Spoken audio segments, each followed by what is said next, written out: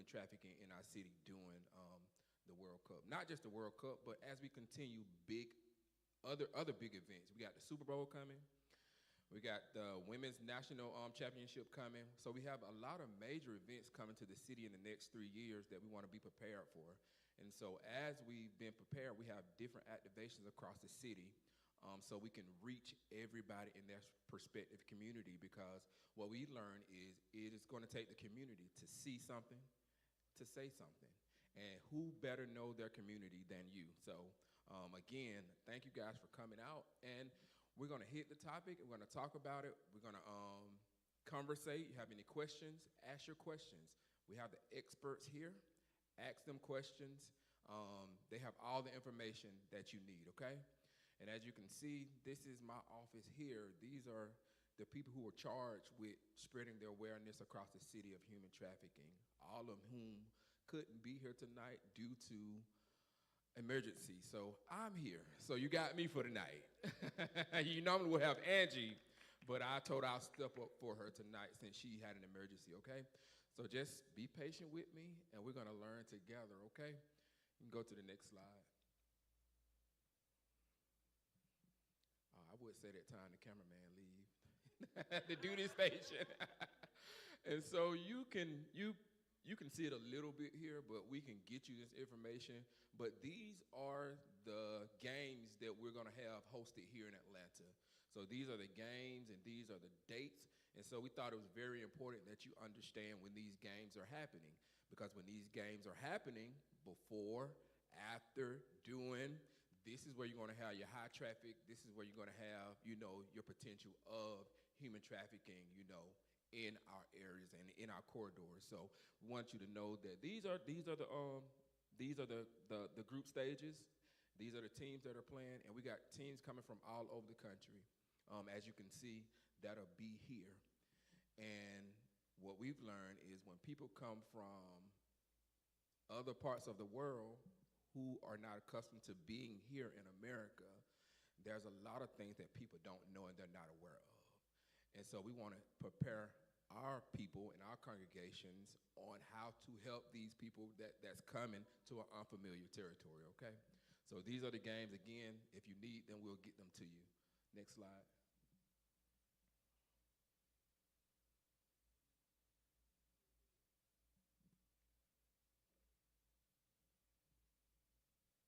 And here's a video I want you guys to watch so you can feel the excitement on what's to come.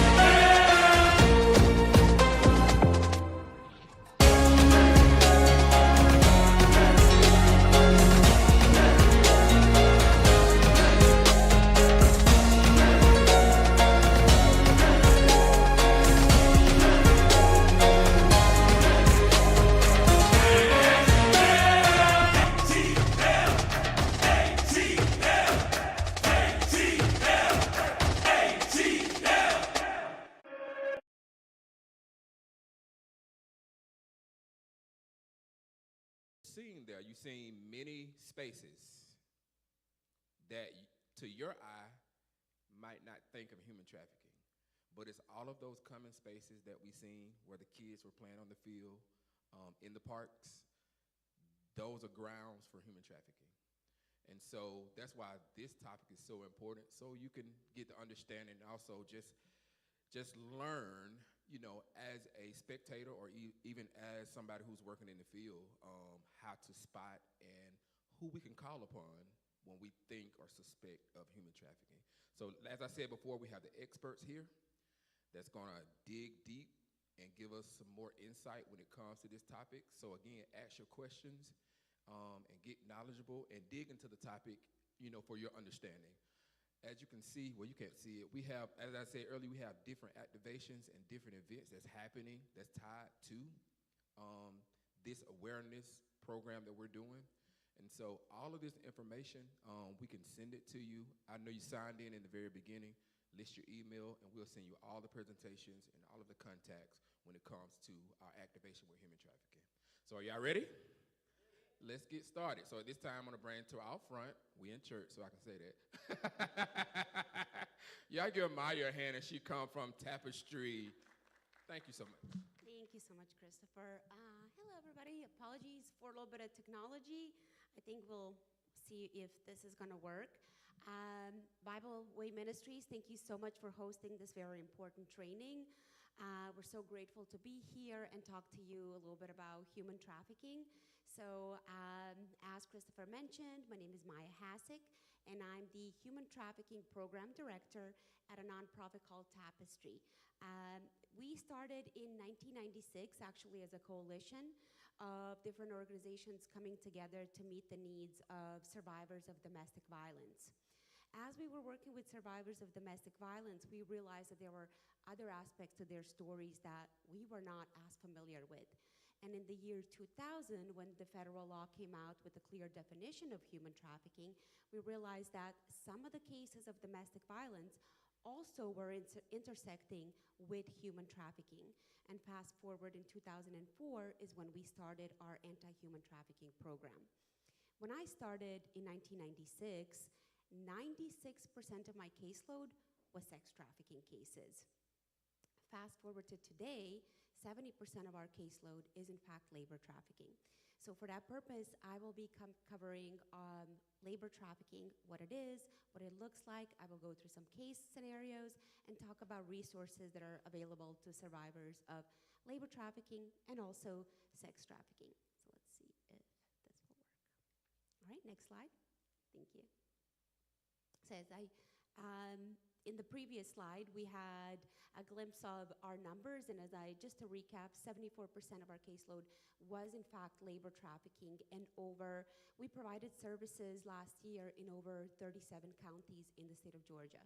So as much as we are in fact seeing labor and sex trafficking in the metropolitan Atlanta area, we also see it in the outskirts. We see it in remote parts of Georgia, in suburbs. This trafficking phenomenon is nothing new, and it is taking place in our backyards. And as far as what we do at Tapestry within our anti-human trafficking program, we essentially will work with survivors in developing an individualized service plan. So we do not have a shelter, but we utilize domestic violence shelters and shelters such as, well, the one that Wellspring Living offers, until we're able to find something more long-term for survivors of human trafficking. Unfortunately, for survivors of labor trafficking, there is no shelter in the state of Georgia. I think there is a handful of shelters in the United States that will accept referrals for individuals that have experienced labor trafficking. So as it relates to all forms of trafficking, we get referrals in many different forms and in many different stages. At times, we will get referrals from law enforcement, and we'll start working with the survivor immediately after they have been taken out of their situation. And as you can imagine, their needs might be a lot bigger than somebody who may have escaped their situation years ago and only needs one or two services, like mental health services, or maybe assistance with housing, financial needs, or assistance with reporting to law enforcement, even though their trafficking occurred many, many years ago. So we will meet the survivor where they are at in on their road to self-sufficiency, and recovery. And essentially, they will guide what services they need in order to achieve their self-identified goals. So next slide, if you will. So, yep, we already did this. Next slide. All right. So I wanted to share a quick quote from a survivor of domestic servitude, just to show you what are some of the vulnerabilities that we see. And I want you to think about if you see yourself in this vulnerability. Has there ever been somebody in your life that has been in this situation that could have been vulnerable to human trafficking? Why did I decide to take the job? I needed to help my family. My 4 brothers and I were in our house without my dad, and the only one who could look after our family was me. I was the oldest. That is what made me take that job. I thought of helping and felt that this was an opportunity. Maybe things could go well for me. No, that didn't happen. So here's an example of somebody who was in a loving family, who'd had all the support that they needed, but when dad passed away, the oldest of the children was left as the breadwinner, and now he had to provide for his siblings as well as himself and assist in taking care of the entire unit, the entire family. Next slide. So what is labor trafficking? In the federal definition state that labor trafficking is the use of force, fraud, or coercion to compel an individual to provide a labor or service. Oftentimes we think about labor trafficking as something that's occurring for many years, for a very long time. But it could, in fact, be something, a one-time service that is provided. An example of that would be somebody that's being made to smuggle drugs, right? We have seen labor trafficking used in forced criminality cases. And we've seen cases where individuals have been in their trafficking situation for over 20 years, never identifying themselves as survivors of labor or even sex trafficking. So in cases of labor trafficking, next slide please, we have to show that there has been the use of force, fraud, and coercion, which is a little bit different than sex trafficking, and my co-trainer is going to talk about that in the later part of the presentation. But essentially, even if we have a 14-year-old, 15-year-old, and unfortunately a 10-year-old working in an industry, they're working so to assist their family members, it might not necessarily rise to the level of labor trafficking for the purpose of prosecution. But that doesn't mean that they were not exploited. That doesn't mean that laws were not broken. It just means when it comes to labor trafficking, we have to go the extra mile, ask the extra questions to identify an individual as a survivor of labor trafficking. Next slide, please. So what are some of the similarities and differences in sex and labor trafficking? I think that most people are more familiar with sex trafficking. Media has covered it extensively. There have been many movies, although they have been glorified and extra things were placed in there. When it comes to sex trafficking, there's not much that has been out there in the media about labor. But essentially, individuals in both sex and labor trafficking could be working extensive hours, long hours. They could be branded. Survivors of sex trafficking are often branded by their traffickers, but survivors of labor trafficking whose traffickers are gang members, the cartels, or even spouses, they might use tattoos as means of showing ownership of that individual. So we have seen those similarities as well. One difference in labor trafficking, as I mentioned, we have to show that force, fraud, and coercion. And another note, you might see individuals that suffer certain work-related injuries. And this is because in cases of labor trafficking, even if they are working in an industry that is illegal, an artificial industry, maybe they're not provided with the safety gear or the things that they need to be able to do that job. Or maybe they're working excessive hours, and because of those hours and because they're working in a high-risk industry, they have sustained certain injuries that have not been treated. They were not allowed medical care for their injuries. So these are some of the things that we look out for. Next slide, please. So To make it a little bit easier, when we're doing our screenings, we break it down into action, means, and purpose. So action, we're thinking about what was the recruitment? What was the person told about that job, that opportunity? Sometimes the recruitment can be, I love you, I want to marry you, I want you to move to Atlanta, we're going to live happily ever after. Maybe there was no conversation about a job, but this is how they were lured into that situation and kind of made to believe that the outcome would be better. Harboring, we don't see as much. This is essentially keeping somebody under lock and key.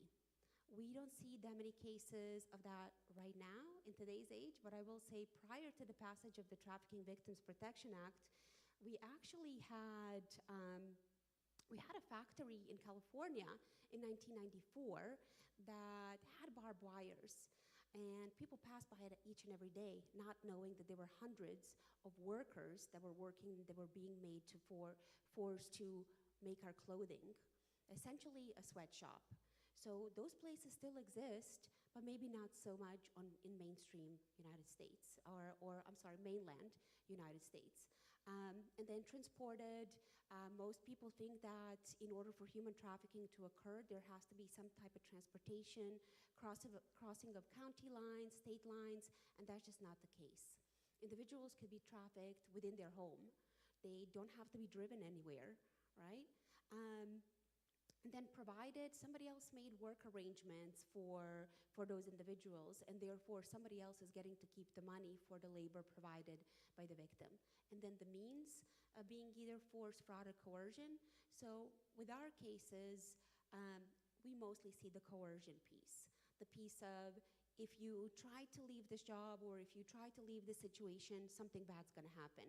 And we're specifically looking at, I'm gonna call law enforcement, and then making that individual feel that they had done something illegal against the law, and for some reason, they're a criminal, and if they try to seek help from law enforcement, that something bad would happen.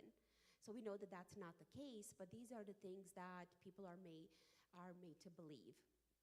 And then there's also the coercion or the threat of, I'm gonna harm you, or I'm gonna harm your family members.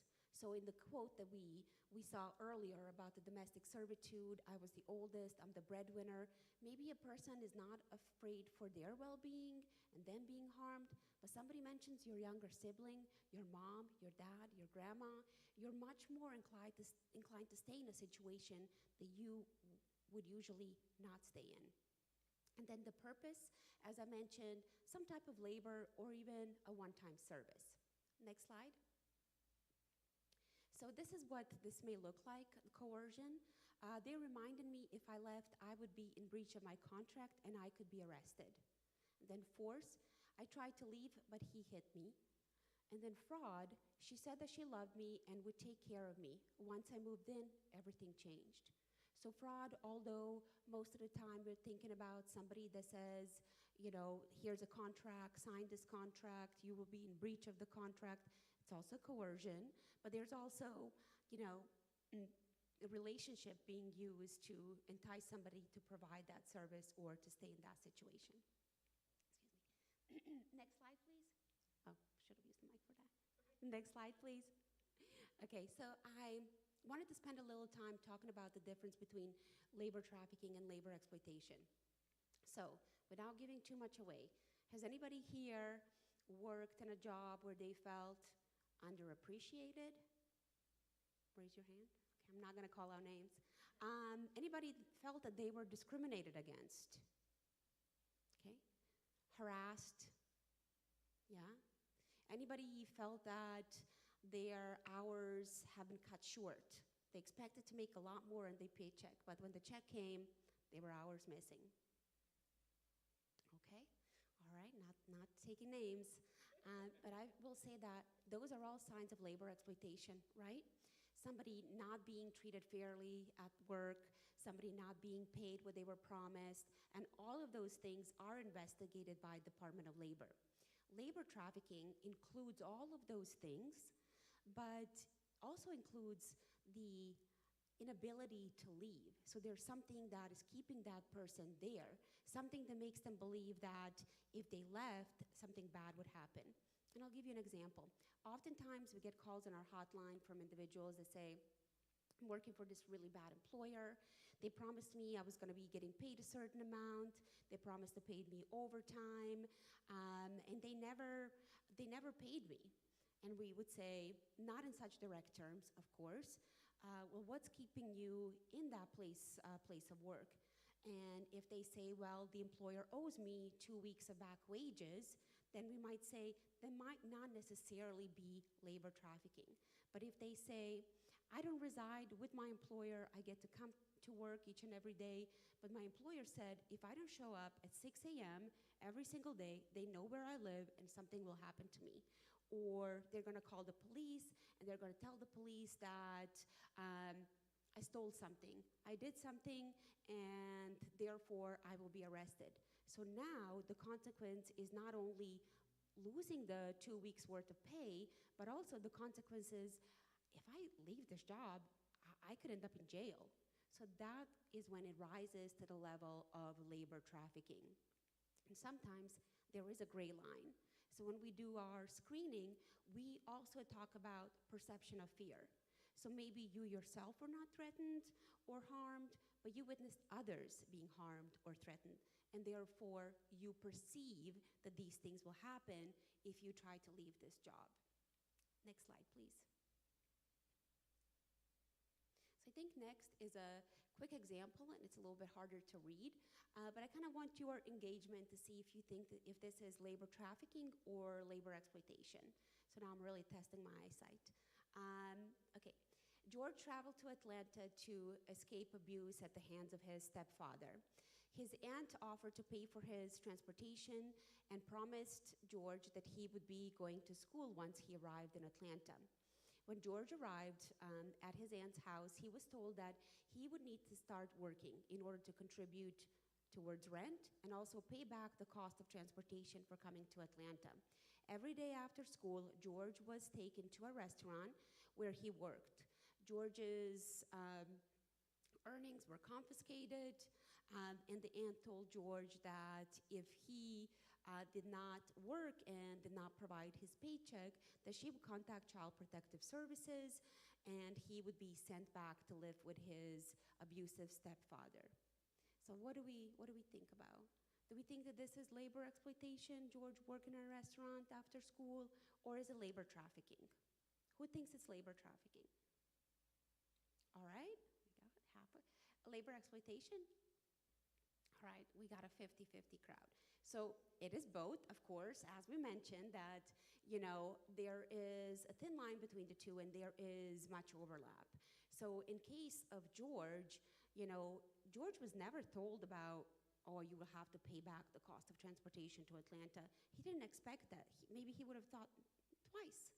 He didn't think that he would be responsible to pay for rent. But now he is here in Atlanta essentially with a debt, right? So he has the debt of transportation, and what if he doesn't find a job as quickly as he wanted to, right, the first month? So now there's this missed rent payment that he has to pay, and what if his aunt says, also there's interest. You didn't pay the $400 or $500 a month on time, and now there's a 10% interest on that rent that you owe me. And how about if the aunt decides, you know what, that's not enough. You also use water, and you also use other utilities. You have to pay for that as well. So at this point, it's beginning to be harder for George to stay enrolled in school, to make it to school every day. He starts missing school. He starts showing up late. So this is when it shows up as labor trafficking. And the key to the distinguishing between the two is that the aunt said that Child Protective Services would be called, right? So maybe it's not law enforcement, but to George, he's more afraid of Child Protective Services and going back to the abuse than being arrested. So this is actually an example of labor trafficking. Let's try this again. Okay, next slide. Okay, so in which industries do we think that labor trafficking is occurring? And you can yell it out. All, okay. That's, yes, absolutely. Anybody want to throw out some specific ones? Hospitality, absolutely. Construction, yes. Farming, absolutely. Okay, next slide. So it is occurring in each and every industry you can imagine. I would say that, depending on your location, what is a thriving business? What is a thriving industry in your city, in your state, in your county? There is an increase for potential labor trafficking in those situations. Whenever you have an increased need for labor, and the employer is not the one that's doing the recruitment of the workers, and there is use of a middleman, there is possibility that those individuals that have been recruited have been told something else about the job. And if the employer is not the one who is issuing checks, making payments, there's also a possibility of that middleman being the one who handles payouts. So this increases that vulnerability. But in the state of Georgia, we have a thriving agricultural industry. We are among the top 5 states that produces the most harvest the most fruits and vegetables. We have farming contributes $74 billion to our industry each and every year.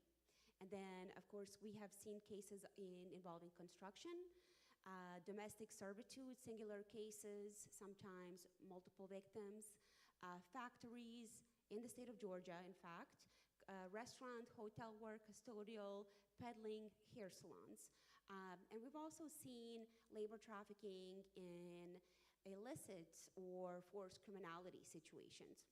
And I'll give you an example. We had a case many years ago involving day laborers. So day laborers, they were picked up in front of Home Depot or Lowe's, and they were promised a job opportunity driving a forklift, doing painting, working in agriculture, but making $150 a day. But the catch was that that opportunity was only good for that day. So the recruiters would drive them to their homes to pack up their belongings, to drive them to the place of work so they could have this steady stream of income. Well, what actually happened is that these recruiters sold these individuals to a gang, to different gangs across the United States, across the East Coast, some staying in the state of Georgia. And they sold these human beings for $100 per human being. And what they were made to do was actually drive girls around. They were forced into sex work, and they were also forced to sell fake documents to other individuals. So this is a perfect example of forced criminality. And this is just one case of many where we see the intersection between labor trafficking and gang violence and other forms of violence. Next slide, please. Okay. So I wanted to quickly go over a case example that involved U.S. citizens. And this is a case of Iowa Turkey Farm. They recruited their workers. They recruited individuals with developmental delays from the state of Texas. They approached their family members, loving family members, and they said, hey, we have this opportunity in Iowa to take your brother, your sister, your child. They will be taken care of. They will get medical care around the clock. They will be taught a trade that they could do. They will be around other like-minded individuals, and essentially they will be in a setting where they will be accepted, where they will feel that they are the part of society. They won't be put into an institution. Instead, they will be working, right? And they will have a good life. So family members said, okay, this sounds amazing. Yeah, I would like to enroll them in this program.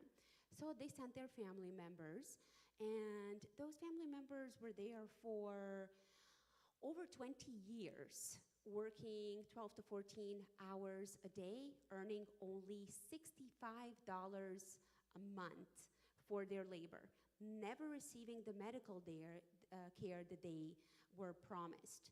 And the problem is that perhaps there were individuals that had come across these men, but they didn't really take them seriously. Because they had this disability, they thought that the things that they were telling them, the things that they had experienced were so unbelievable that something like this could never be happening in our country, and therefore this had to have been made up. So this is why this happened over a span of 20 years.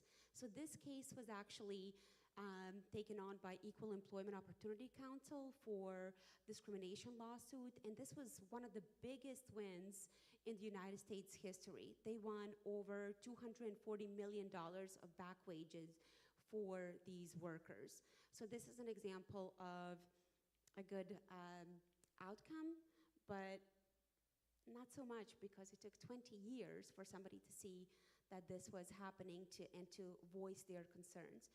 If we can go to the next slide. I just want to show you a picture of the house where the men were kept. I know it's really hard to see, but the windows have been boarded shut.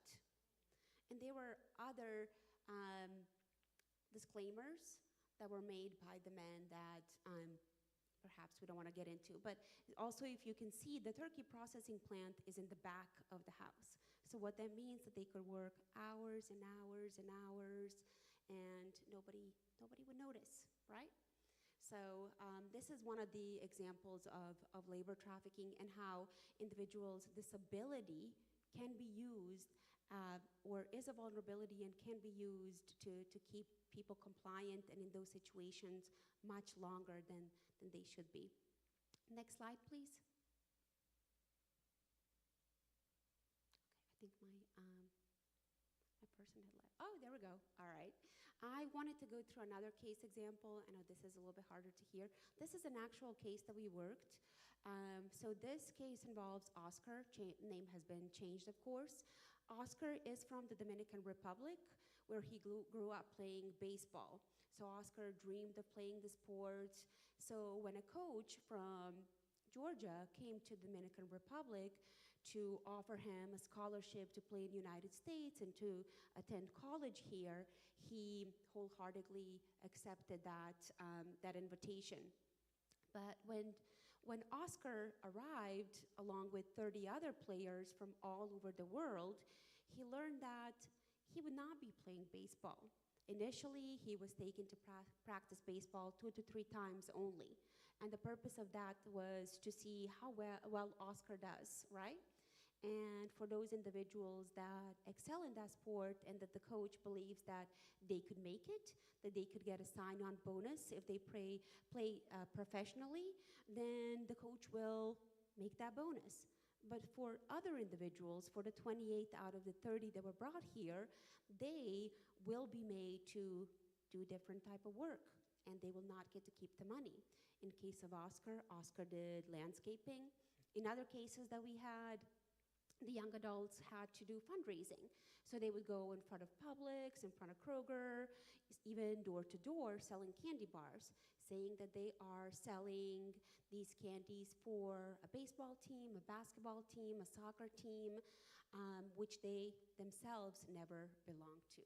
So these cases have actually been highlighted in Sports Illustrated. Not every case of recruitment ends up this way, but there has been large-scale increased number of youth that have been brought to this country for the purpose of playing sports professionally. But if they don't excel in that sport, maybe they were recruited because they were a certain height, but they never played the sport before in their life, then they might not end up playing the sport. They might end up in a labor trafficking situation. So we'll see if we can get the next slide up. Okay, we're working on it. But essentially, I think what I also wanted to say, what are some indicators, as we get the slides back up, of labor trafficking? How would we screen for that? So of course, us as a victim service agency, we do a thorough screening. It doesn't necessarily mean that we will keep somebody there for 5 hours asking them about everything that has ever happened in their life. This is something that takes that happens over multiple conversation, might even take months, but essentially we're thinking back about that action, means, and purpose, right?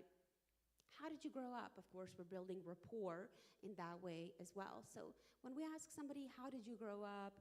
What happened to you? How did you live before you ended up in this situation? We're trying to find out what is it that they were looking for? What is it that the trafficker kind of saw in them? What is that vulnerability that led them into this situation? And then we ask about how did you end up working for that individual or living with that individual?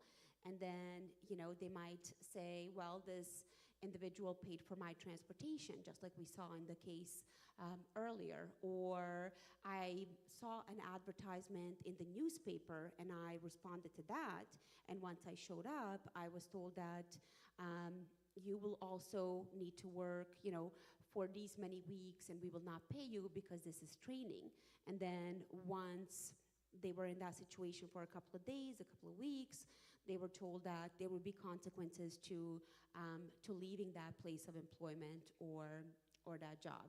But you, as community members, or maybe professionals in different fields who might not be in a position to screen for human trafficking, and as you should not be, you can, of course, contact us to do that. But in the meantime, what we really need our community to do is to look at those vulnerabilities, right? If somebody shows up at our doorstep and says, I'm about to be evicted, or if you're working with a child that's not doing so well in school, how can we assist them? Maybe we ourselves cannot provide that thing that they need, but we can do some search. We can point them in the right direction so that they do not fall prey to labor trafficking or sex trafficking. So we want to make sure that we do some prevention as well. And my co-trainer is going to talk about some vulnerabilities. Well, I was also going to share a quick story that was directly from a survivor, not somebody that we worked with, but how he was recruited into labor trafficking. So I will tell his story a little bit, not go into any detail, but essentially, Xavier, he joined a gang early on in his life because he needed a sense of belonging. He was running away from abuse that he was suffering in his home. So he joined the gang because he thought that these people are my family, right? These people are my family. We have some good days, we have some bad days. And maybe initially Xavier joined because he wanted that sense of belonging, but later on he was asked to do things that he was not comfortable with, which we see all of the time, right? And once he said that he will not be doing those things, that goes against his moral compass to harm somebody else, he was told that he could not leave that situation, and that leaving that situation would result in severe punishment and other consequences. Now, thinking about family, is that a way that the family would treat their child, their brother, their sister, threaten them, make them believe that, that it was only one way or the highway? Probably not. So that's kind of also the Stockholm Syndrome, not only that we see in sex trafficking cases, but also in cases of labor trafficking. So while we get can we get the next slide? I can't see it on there, but we already discussed that. And we discussed that. Next, sorry, I was looking over there. Next slide. So some of the indicators that we might see, I already talked about the physical indicators of different injuries, of deductions taken out of the check, working outside of permitted hours, not being in control of their money. But you might also see different behavioral indicators. Thank you so much. Changes in the way that they behave. So let's think about George. George who had moved to live with his aunt, right? For other children that may have seen him in school, or even the teachers, they might notice that George is sleep deprived. They might notice that George is not being fed enough, right? They might notice malnutrition. They might notice that George is missing school, or they might notice that George's aunt is there on the clock every single day, and that George is always in rush to get in that car to go somewhere, to go to work. So those are some things that we might see. Next slide, please. All right. So some health impacts, and I know that my co-trainer is going to cover a few, but one of the health impacts that we might see in case of labor trafficking is individuals that might appear actually much younger than they are. We've had a few cases of domestic servitude where the survivors did not have access to food, and therefore they appeared, although they were in their 20s, they had the appearance of a child. Or somebody that might have severe dental health needs because they have never seen a dentist in their life, or somebody that might have a certain health condition that went on untreated for years, and therefore now it has become an emergency. We had one of those cases with somebody that had increased blood pressure because of all the stress that he was going under, in addition to a condition that he had prior to starting to work for that trafficker. So now it had become so severe that he is no longer useful to that trafficker, and he was released. Next slide, please. Okay.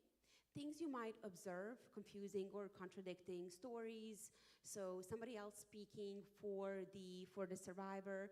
If they are in fact out there, they might be accompanied by their trafficker. So this is very similar to domestic violence as well, where somebody else is speaking for them, or somebody cannot make an appointment for themselves, or can't tell you when they're going to be available, when they're going to be able to come back, because somebody else is keeping their schedule. Somebody else tells them when they can and cannot go out, attend an appointment, go to church, because these individuals might in fact be walking amongst us, but they do not have freedom of choosing whether to leave their job or when they can attend different appointments.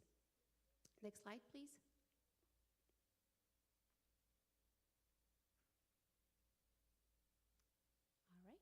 So we're going to talk about reporting in a little bit, so let's go ahead and skip this slide. We're going to have a detective talk about that. So let's see if we can get Xavier on the screen, the video. Can we play the video?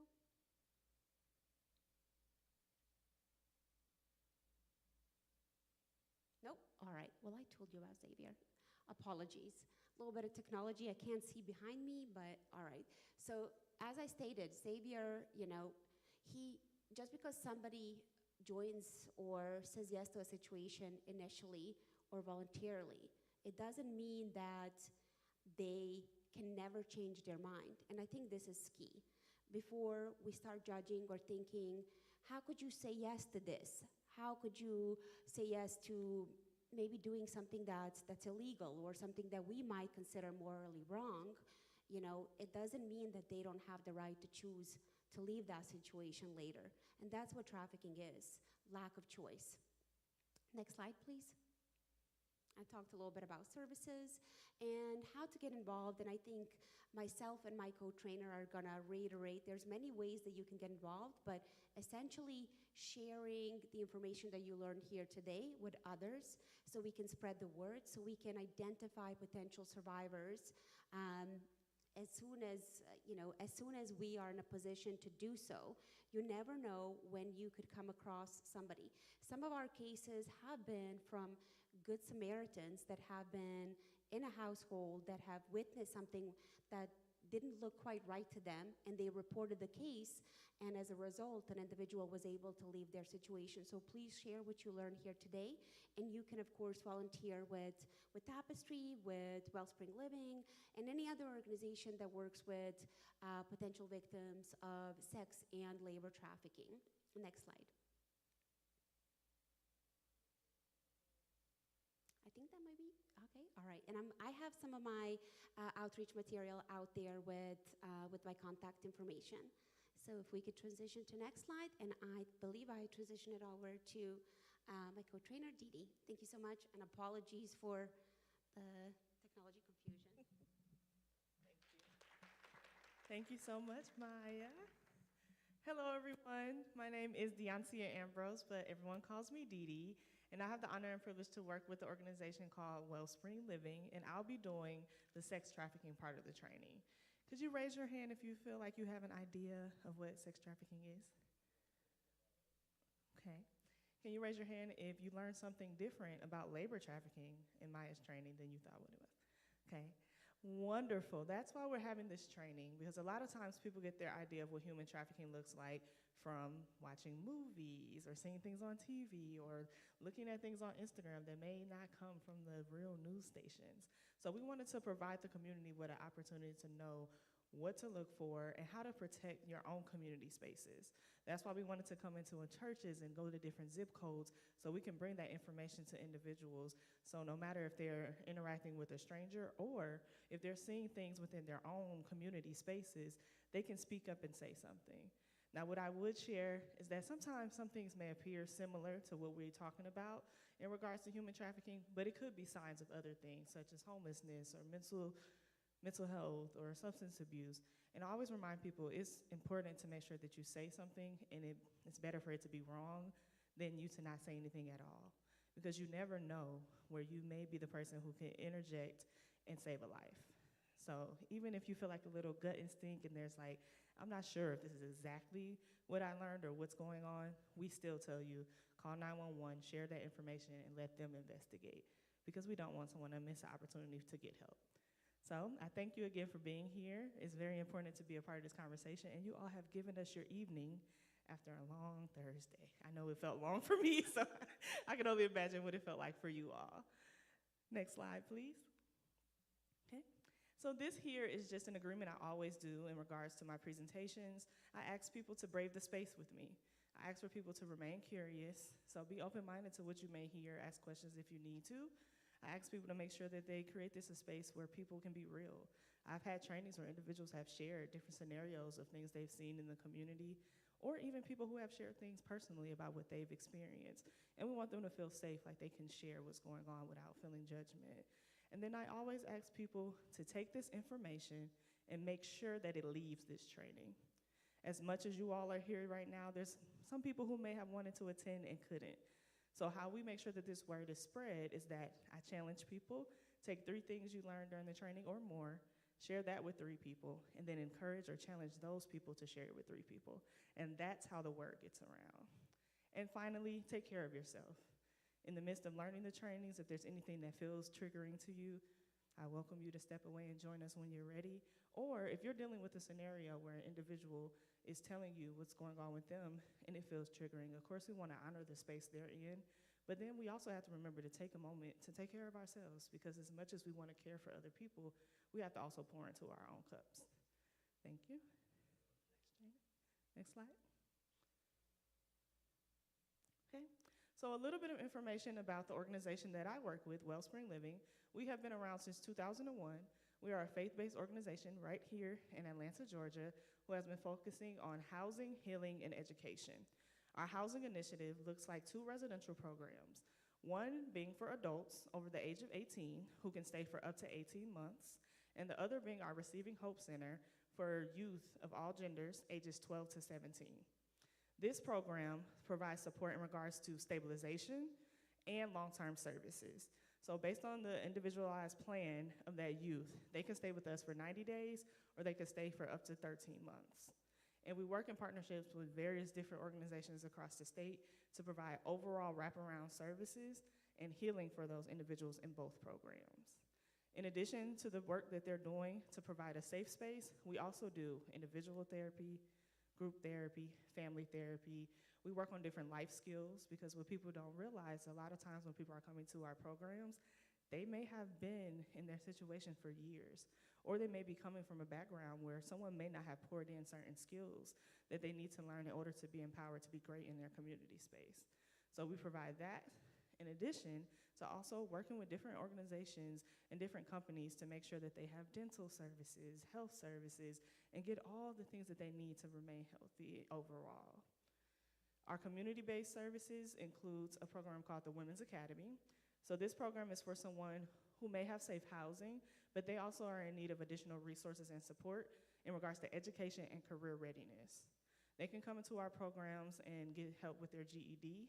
If they already have their GED or high school diploma, they can then go into our career readiness program where we're teaching them about job interviews and looking at different industries, and they're meeting different companies so that they're prepared to go out into the community and get jobs where they can get a livable wage. Following that, they graduate, and then they get a paid apprenticeship with us, where we have partnerships with people like Delta Airlines, IAG Hotels, Watershed Atlanta, City of Atlanta, where they're able to truly work with individuals who are going to teach them different skills to be successful. And the way that we do all of this is by making sure that we provide awareness to our staff through training and awareness to the community in regards to prevention work.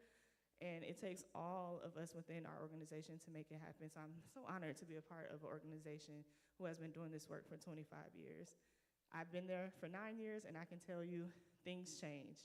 As mentioned before, a lot of people just thought that human trafficking looks like the white van, where people were worried about pulling next to a white van in the Walmart parking lot. But I'm here to explain to you, as Maya already did, that in most cases that is not the case. When it comes to trafficking, exploiters are not looking for a particular person, a zip code. They don't have one particular method. The methods change as time changes, as technology increases. What they're looking for is a vulnerability, someone who they feel like they can take advantage of, and how they can build a connection with a person to make them feel comfortable and confident for them to come with them, build a relationship, and then that's when the grooming and the exploitation starts. Next slide. This here is one of my favorite slides, and it's by Helen Keller.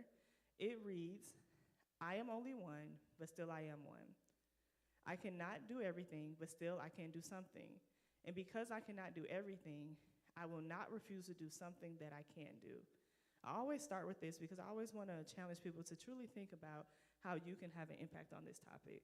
Sometimes we feel like it's not something that's happening in our area. I'm telling you now, it's something that's happening in every single county here in Georgia. And even if you're someone who feels like you just want to be aware, or if you want to be someone who gets deeply involved, we all have a responsibility to make sure that our communities are safe. And you all have taken that step today to make sure that you have the information. So I just like to remind people in the beginning that you're taking the steps, but there's always more that you can do, even if that's passing it along to your own people. Next slide, please. Next slide. Okay. So in regards to human trafficking, and while we're talking about this and what is truly happening across the world, but specifically right here in our state of Georgia, when we think of human trafficking, I want people to know that this is the second largest and fastest growing illegal industry across the world. But right here in Atlanta in 2022, it was reported that over $300 million a year is going into this industry.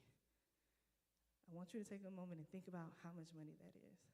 And then we're talking about 2022. We're in 2026, so we know this number has greatly increased. To give people a better idea, when it comes to thinking of other industries, such as people who are selling drugs or people who may be selling guns, when we're talking about human trafficking, you're talking about someone where it's different, where the drugs or the guns, you can only sell that item once. With people, unfortunately, they're in situations where you can sell for a service multiple times a day. So this is where it feels very easy, or it feels like it's very profitable for the exploiter to take advantage of these people because they see it as an opportunity for them to make money. And a lot of times there's low cost on their side of things in order for them to do so. In addition to that, a lot of times people think about trafficking as being something that's only happening in certain areas or to certain people. But when we think of the areas or the certain streets that people may talk about, you may hear Old National or Fulton Industrial, or this only happens in Atlanta. A lot of times you do hear about Atlanta, but what we have to remember is a lot of times people are coming into Atlanta.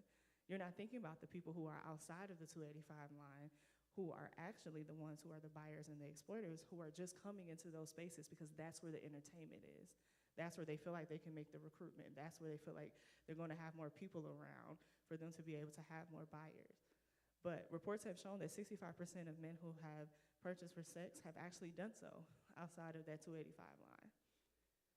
It's reported that 7,200 men are purchasing sex from girls a month. And on average, 370 girls are exploited a month. So this is an issue where it's important for people to be in here. And I wish the pews were filled because everyone needs to know. They need to know what it looks like to truly see this issue so that number can decrease. My hope one day is for this to not be a job that exists because we have to truly combat this issue. When we think about vulnerabilities, Maya has shared a few of them, but our unhoused and our runaway populations are a really, really big one. I often challenge people, especially with our youth, to kind of take away the judgment and think further to what may lead to someone running away. Oftentimes, our youth are running away from something. And even though we know that the outside world may be very big and scary, for a lot of them, their own home spaces aren't safe for them. So when it comes to our runaway youth or our unhoused populations, they are at great risk because, again, the exploiter is looking for individuals where they feel like no one's looking for them, no one's going to believe them. They're in need of their basic needs to be met. They're looking for housing and clothing and belonging and love.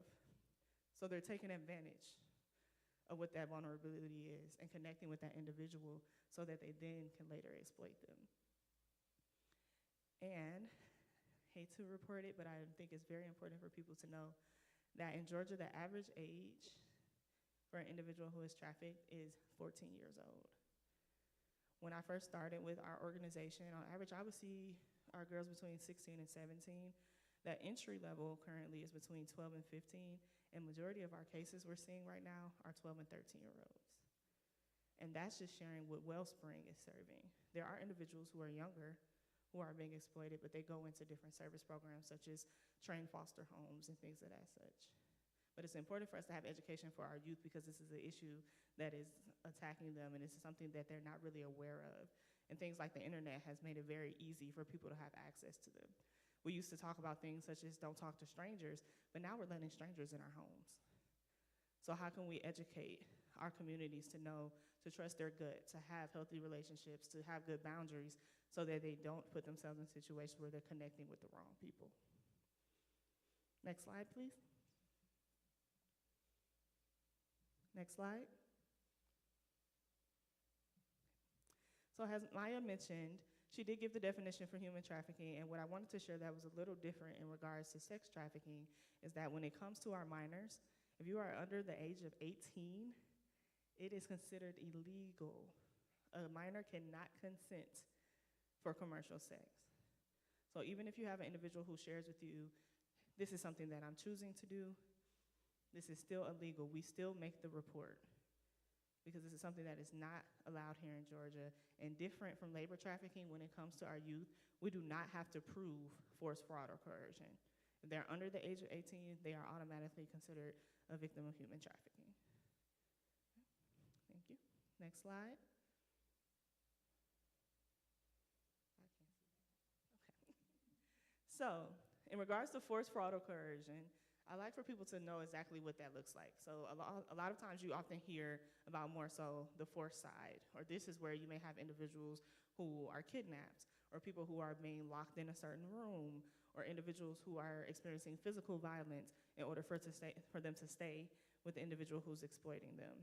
We do see these are different scenarios. This is a tactic that is used, but a lot more of what we're seeing in our programs is more of the fraud and the coercion. So this is people who are looking for opportunity. These are individuals who are thinking that someone is serving some purpose for them in regards to meeting their needs, and someone is taking advantage of that. So in regards to fraud, it looks like a lot of lies, a lot of manipulation, a lot of telling them, hey, you need somewhere to stay, you can stay with me, and you don't have to pay for anything. And then when they move into the home, now they're being told that they have to pay. And they say, I don't have a job. Okay, well, I have something that you can do. And from there, they've been told how much they have to work in order to have a shelter over their heads. And when they get to the point where they feel like, okay, this doesn't feel comfortable, I don't feel like this is something I want to do, now that person is using a bit of coercion, and they're starting to threaten them. They're starting to utilize some of the things that they've learned about them to hold over their head. So if I'm talking to an individual and I learn that this person has a child that they're trying to reconnect with, as the exploiter, I may tell them where their child is, how I'm going to find their child, and if they don't continue to do exactly what I'm telling them to do, then I'm going to take advantage of their child. So a lot of times I like people to understand that it's not always a stranger. It's not always a person who has a certain look of what we may see on television. Unfortunately, in our programs, we are seeing an increase in what we call familial trafficking. Individuals are being exploited by their own family members. We have seen cases with their own mother. And when we connect with the mother, she may not have even realized that this wasn't something correct because it was something that also happened to her. So now we're in a space where we're trying to break generational curses. So just having a better understanding that it's not just about teaching people, stay away from strangers and don't talk to certain people, but really teaching them what does it mean for a person to be taking advantage of you. Are they telling you things, a lot of compliments all the time? Are they trying to get a lot of information from you? Are you disclosing a lot of information, especially on your social media accounts? Are they asking or telling you that you have to do something in exchange for them to be your friend? Truly thinking about what does it look like for someone to prey on your vulnerabilities is the big piece. Next slide. Okay. This here is what we call the human trafficking power and control wheel.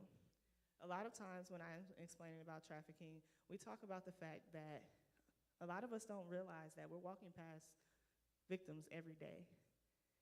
And I hear sometimes in the audience, well, why don't they say anything? Especially when we're talking about like the airport. It's like there's police everywhere. If they're standing right there by the police, why aren't they saying anything? But this here explains it. As much as we think of human trafficking as someone physically being chained, it's more so a psychological thing. It's someone who is being physically abused, sexually abused, emotionally abused, someone who is forced to physically abuse or sexually abuse another individual, someone who's told that they have to partake in certain crimes. So now they feel like they can't go to the police because they're afraid that they may be arrested. So when we're often in a space where we're thinking that people may just cry out for help, or even sometimes when people tell you this is happening to you, unfortunately, sometimes our survivors don't even acknowledge themselves that this is what they have experienced because they haven't come to realize that's what's happening to them.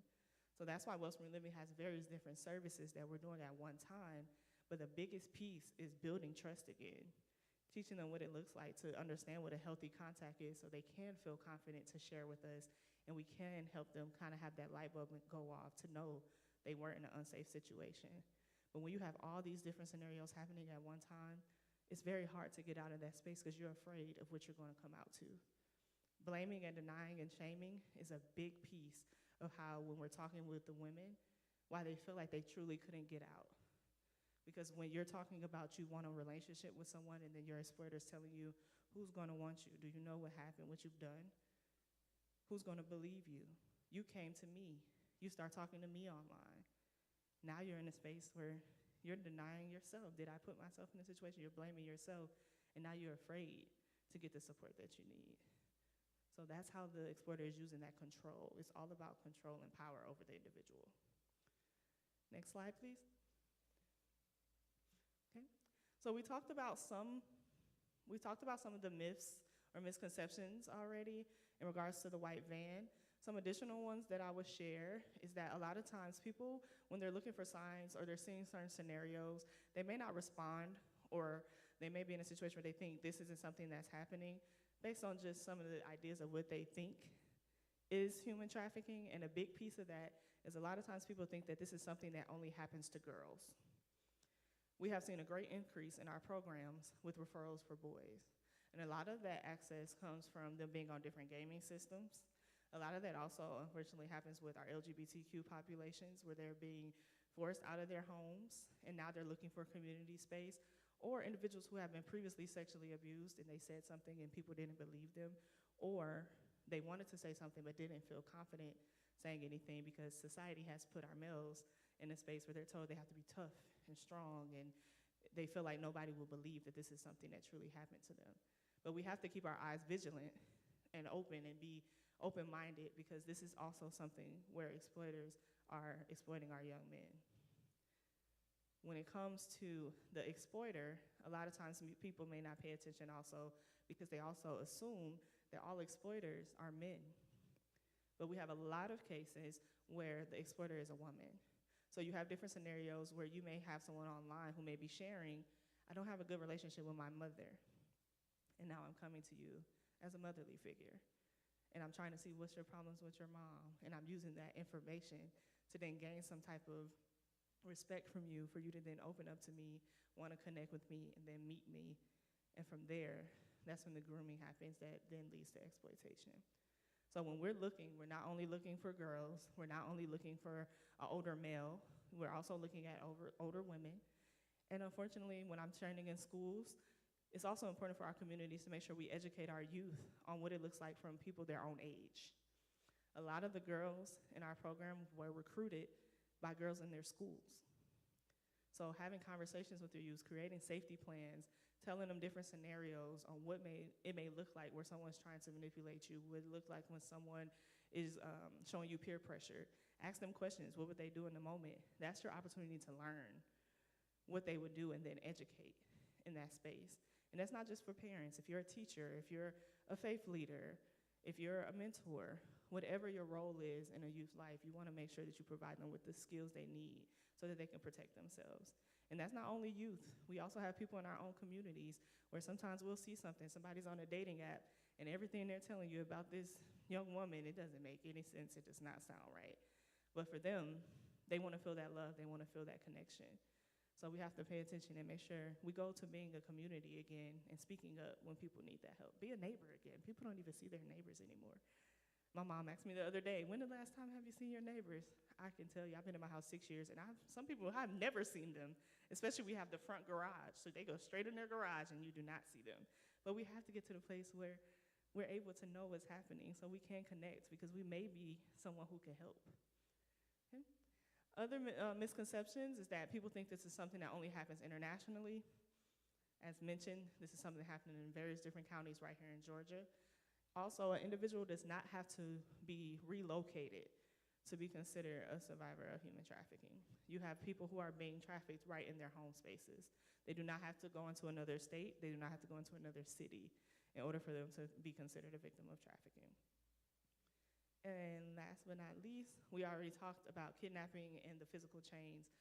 Again, you may be walking past people every day and you may not be sure, or you may not pay attention because you're looking for someone who may be dressed a certain way, or someone who's only at the motels.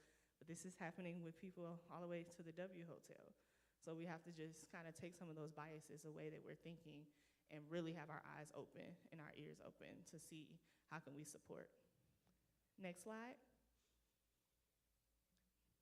When it comes to vulnerabilities, as I mentioned before, there is not a specific gender, a specific age, a specific race, or zip code when it comes to trafficking. A lot of times, it's more so looking for those vulnerabilities. And those vulnerabilities could include our unhoused population. It can include people who have concerns with substance abuse or substance use. It also can include people who are coming from different populations or different states who may not be familiar with the specific area that they're in. And a big piece of what I like to talk about too, that I've been doing a lot of research on and learning more about, is our individuals who have disabilities and our individuals who are in senior communities. These populations where people are vulnerable and they may not have those family connections, or they may not be able to verbally speak up for what's happening to them, or someone's physically taking care of them, and they start by testing the waters with sexual abuse. And once they realize this person can't say anything, or they're not saying anything, or people aren't paying attention, that's when they take it further and start to introduce them to other people or start posting material online. And I know it's scary to think of, but literally, we've had conversations about looking at certain senior living apartments because some things just don't seem right. And making sure that there's more education, not only for our schools, but also for different caregivers, so that they can know to look out for different things where some of our people are being taken advantage of. And then in regards to some of the resources that exploiters use, you also have to think about, as Maya mentioned, where are you located? What are some things that may put you at greater risk? As I mentioned, Atlanta is an area where we talk about entertainment. People come here to make their dreams come true. But what people don't realize, very similar to the World Cup, I think they shared yesterday about 300,000 people are expected to be here. Everyone who's coming is not coming for the games. And everyone who is coming is not coming for the right intentions. So we have to make sure we're truly paying attention to what's happening in different moments, because things like the World Cup may not start human trafficking, but it increases it because at that time, there's an increase in demand. The more people in the state, the more buyers. And now you're also able to make connections. I might live in Georgia, but I'm meeting people who are from Florida or Germany. And once I make that connection, now I'm networking in various different states. And then you have to think of things such as our wonderful, effective, what they say, most efficient, busiest airport. The thing about having a busy airport, too, is that the exporter thinks, okay, there's a lot of people coming in and out. People aren't paying attention. People are rushing. I don't know why, but people genuinely have a hard time getting through Atlanta airport, so sometimes people aren't even paying attention to what's going on, so they're asking people for help. So they think it's not enough resources there. They think people may not say anything, and there's so much going on that it's easy for them to get people to different places. It's easy for them to connect with people and recruit people and make those connections because of us having one of the busiest airports. But that's why City of Atlanta have already put things in place where we're connecting with law enforcement. We're working with the airports. We're working with the hotels, so everybody has a plan, has common language, and knows exactly what to do. Next slide, please. Okay. This here is a scenario, and I'm sorry, I'm going to turn so I can read because I should have on glasses, but I don't. So this scenario, I want to read it, and then I ask for you to brave the room and just tell me what you may think may be a vulnerability or a red flag that can put Jordan in a situation where they may be exploited. Jordan is 18 and recently aged out of the foster care system. After moving through several placements growing up, without stable housing or strong support, Jordan is staying temporarily with friends and trying to find work while feeling overwhelmed and alone. Jordan meets someone who is welcoming and introduces them to a group that feels like family. The person begins helping with rides and meals and talks about ways that Jordan can make quick money.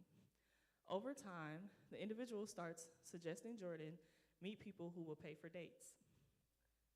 Jordan feels uncomfortable but worries that saying no could mean losing housing, support, and the only sense of belonging they have found.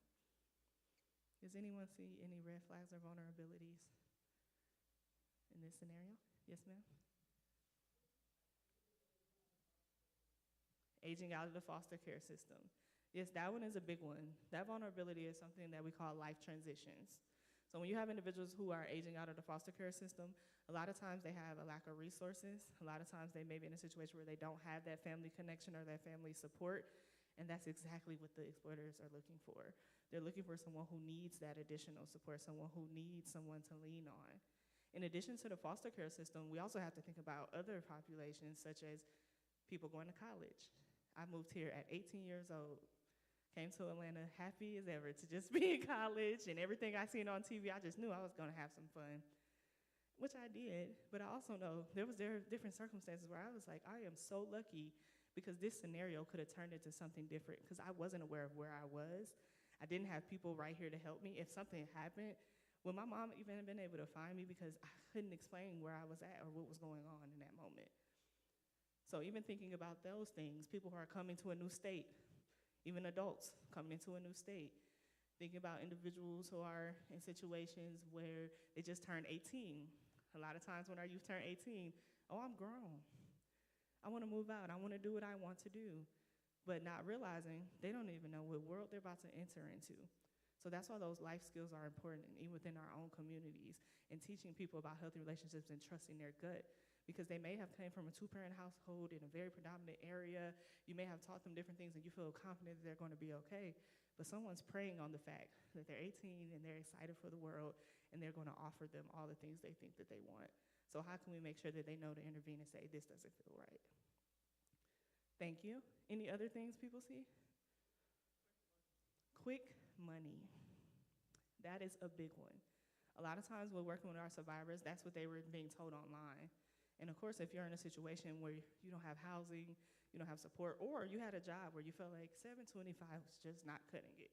And someone tells you, oh, you can make quick money and it's very easy, and all I have to do is go on a date.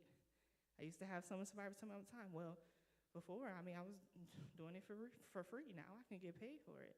Not thinking about everything else that's happening to them during that time. So yes, anytime you hear anything about making quick money, any posts online for a job opportunity and it's telling you you can stay with them or you can get quick money really quickly or they're a number that just doesn't make sense, you want to pay attention to those little things. Thank you. Any others? Okay. I will point out 2 more. You also have it where you have someone who's in a situation where they don't feel confident saying no. That's why I make sure I educate our youth about learning about good boundaries. And I also tell our families to make sure that we're in a space where we're practicing it at home. Something that sometimes people look at me like, what? Is even giving an example of sometimes we force our family members, our little young ones, to hug individuals who they may not feel comfortable hugging. And that doesn't even mean that something's happening, but sometimes I just don't feel comfortable.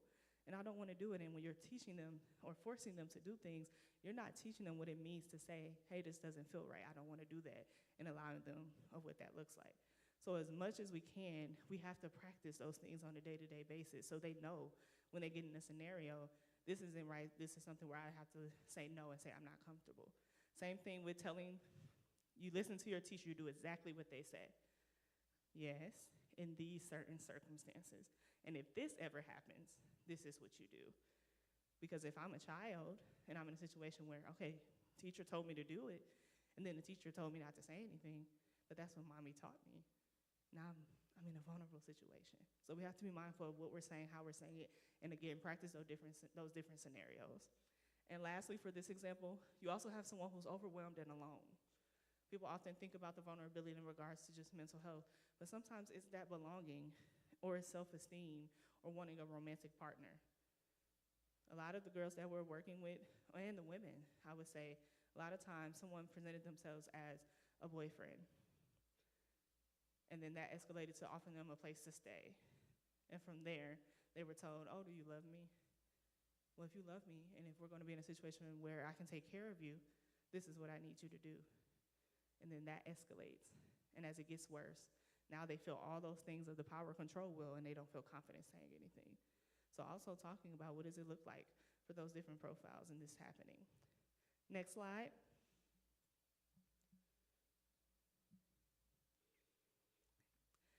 This is going to be our last scenario. So Lena is 20 and the oldest child in her family. Her father, a respected doctor, recently became seriously ill and is no longer able to work. The sudden loss of income has placed significant financial pressure on the family, and Lena feels a strong responsibility to help support them. Her mother has always reminded her about the expectations of her being the oldest. While searching online for ways to earn money quickly, Lena is contacted by someone on social media who offers opportunities in promotional modeling and event hosting. The person emphasizes how much money she could make and how quickly she could help her family. At first, the opportunity seemed legitimate.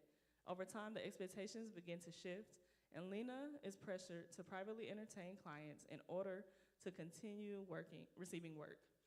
Lena feels trapped between her discomfort and the belief that her family depends on her financially. Any red flags we see in this one? Back to the quick money. Another one, this person reached out to her. Have you ever, I still get them now, do y'all ever get the text message where it's like, hey, we have this opportunity to make money doing something, and it's like, how did you get my number? So if that text message went to Lena, I'm not even thinking, how did they get my number? Or what does this look like? What does this really entail? I'm excited, I'm responding, and then next thing you know, I'm meeting someone for an interview. So that's a big one. For this scenario, you also have someone where people may not think that she may be vulnerable. She comes from a a nice house. Her father's a doctor. Someone who's 20 years old. She's an adult. Someone who's in a space where they usually are doing good. But her parents fell on hard times. A big one in that first paragraph, family expectations. Sometimes we don't even realize putting certain pressure on our youth or on young adults can put them in a situation where they're very vulnerable. For this one was just an example of being a part of the family and providing financial support. I was inside of a school, alternative school, where we kept trying to figure out why the kids were truant, and the teachers were like, they just don't want to come to school. Have one conversation. I had a young lady who literally had to leave school every day at 1 o'clock because her mom had to be to work at 3 and her little brother got out of school at 2:30. But nobody asked her what was going on. And from there, she started looking for jobs. Not because she felt like the family needed money, she just wanted her mom to be able to come home so she could see her. So not knowing that sometimes it's the different pressure, and then you also have a difficult time sometimes too, where you have people who have different cultural backgrounds. So I may be in a situation where I am the oldest, or I'm the woman in the family, and I'm told I have to do certain things, I have to have certain responsibilities, or I'm the male, once I get to a certain age, I'm required to bring a certain amount of money into the house. And as a parent, I'm just saying that because I think I'm teaching my child about responsibility, but in reality, they run into the wrong person trying to make quick money. Okay, thank you for sharing. Next slide. Okay. And this is just to kind of share what all we talked through. We talked through emotional needs, we talked through life transitions, financial pressure, the looking put together, cultural or family expectations, lack of boundaries, being in system care, and a big one, digital and online exposure. As I mentioned before, we all have a cell phone. I see 3-year-olds and 4-year-olds with their own cell phone. They're on Roblox. They're looking at certain things on YouTube. I literally caught my cousin the other day looking at a YouTube video, and there was a little girl in a bikini, and she kept flipping and hitting the splits and then shaking her butt. And I'm like, what is happening? Why is this on kids' YouTube? Not even the regular YouTube. So them also being exposed to certain things and that being seen as a norm. So when someone's asking them to do certain things, that's something they've already seen on YouTube. So even thinking about what are we exposing people to online, in addition to us allowing people online to come into our homes, sharing information. Someone doesn't even have to speak to you. They can look at your social media page sometimes and tell everything about you. I can look and see you have 3 statuses saying that you're having a hard time with your boyfriend or your mom. I can look at your page and you got on there that you love to do cheerleading, you attend this school, you got pictures of you hanging out right in your favorite cafe every Tuesday. And now I'm looking at your page and I plant myself in that space because you've given me all that information. So being mindful of what we're posting, even posting our children. We know we're in a world now where AI is very creative. I've seen some things, somebody taking a picture from 1970 something and saying, hey, can you make it look like my daughter's in this picture and make my clothes blue? The whole picture looks like it's in 2026 and her daughter is standing right there next to her. So just imagine what people can do when someone has the wrong intentions. We have people who are literally taking pictures of children and putting them on sites and never come in contact with that child. We have people who create sex dolls out of pictures of children. So just being mindful of that online exposure and how it can put people in a vulnerable situation. Next slide, please. Next. Okay. Maya talked about some of the indicators, but I'll add some. In regards to some of the physical indicators, you may have people who show that they're fatigued. You may also have individuals who may have scarring or bruises or injuries. You may have people who may be dressed in attire that doesn't match the weather. I know it's really hard, especially with hoodies. For some reason, the youth like to wear hoodies even if it's 98 degrees outside. But you still want to kind of pay attention to different things because I've had it where they were wearing the hoodies to hide scars. So they may have been hiding that they were self-harming or that someone physically bruised them. So you also want to make sure you're paying attention to what's going on. Ask questions. Ask, why do they have a hoodie on and it's so hot outside? But also, if it's wintertime and people are dressed in more shorter clothes or even clothes that may appear like it's not appropriate for their age, paying attention to things like that. You also have people who may not have access to their own physical documents. So they may not have access to their own ID. They may not have access to their phone, their passport, their birth certificate. And they're saying that they have to ask someone else for it. Take the time, ask more questions, because a lot of times that's being held for that control piece. I know you can't flee and go back to where you are because you don't have an ID. You don't have your driver's license. You don't have your birth certificate. You also have people who have different material things. How we caught a lot of the girls, not caught, but how we were able to identify a lot of the girls in the school I was working with were being trafficked was they had all these different items that couldn't be explained. I'm literally sitting here doing case management or how to help you get food share in your home, but you're coming to school every day with the brand new purses, your hair is done every day. You have all these different items, but when I ask you how you received it or what you do for work, you can't explain it to me. And as I build rapport, I ask more questions and I learn where you're getting it from. We also had individuals who had 2 phones, so looking for things like that. Next slide. Okay, skip the whole part. But in addition to that, it also looks like looking for different psychological changes. So people who show signs of anxiety, that's people who may not be able to make eye contact with you, who may seem shifty, who may also is very vigilant looking around the room, or people who appear to be controlled. So they may be accompanied by another person and you constantly see them looking for validation to speak, or they say that they can't do something without permission of that person. So looking for those different circumstances, looking for people who may have a shift in their mood, signs of anger, starting to isolate themselves, especially in our own community space.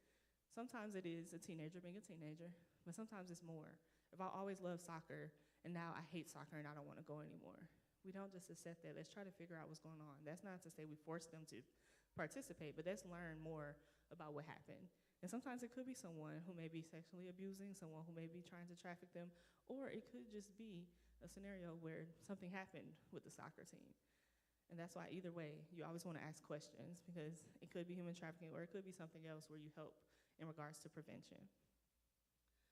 So to wrap us up, online is about 65% reported in every case. When it comes to the different platforms, you have to think about social media, as I mentioned. So that's Instagram, Facebook, TikTok, X. You also have dating apps, individuals who are posting pictures that may not be the individual in the picture. So we joke about catfish, but sometimes we just think it's someone who may not be comfortable with themselves or they want to play a prank. But a lot of times it is an individual who is also trying to create harm. You also have our gaming systems. Sorry if you like to play it, I do not like Roblox. We hear so many different cases in regards to Roblox. I'm seeing commercials literally on YouTube saying, if your kid has been exposed to any sexual content on Roblox, that means this is an issue that they're recognizing and it's something important that we need to be paying attention to. Any of those gaming apps where they can chat with someone, that's allowing them access into your home and allowing them to have different conversations. A lot of times with the gaming apps, what the boys have shared is that it may start with a person showing an interest in the game. Then they may offer to buy them something on the game. So sometimes it's like, oh, you can get a new car if you put money on your card. The person starts with that, and then from there they feel like they have a debt to them. And that's how they begin to manipulate them, build that relationship, and then either meet them or ask them for sexual material or pictures, and use that to then what we call sextortion. If you don't send me more photos, I'm going to send this to your mom. If you don't send me more photos, I'm going to post this online. So really being mindful of that online platform is really big. You also have the false advertisements, the different job boards, different modeling and job opportunities that may come up online. We're already seeing them for World Cup. A lot of people know that with World Cup comes different opportunities.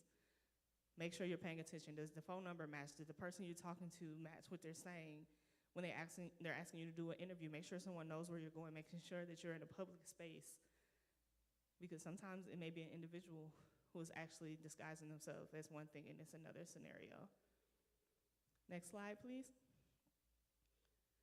This is just a quote that I often like to share.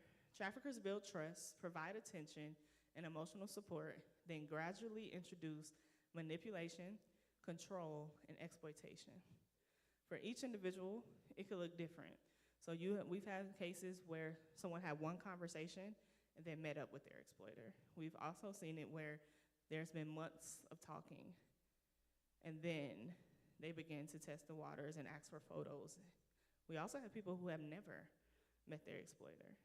So just knowing that this looks different for different individuals, but a lot of times how they're able to exploit is just through that manipulation and knowing what vulnerabilities a person may have.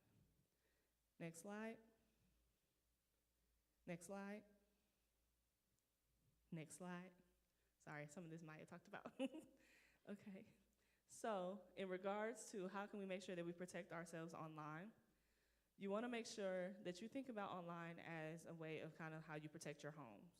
We lock our doors because we do not want people to have access to our personal things, our personal space. Same thing with online.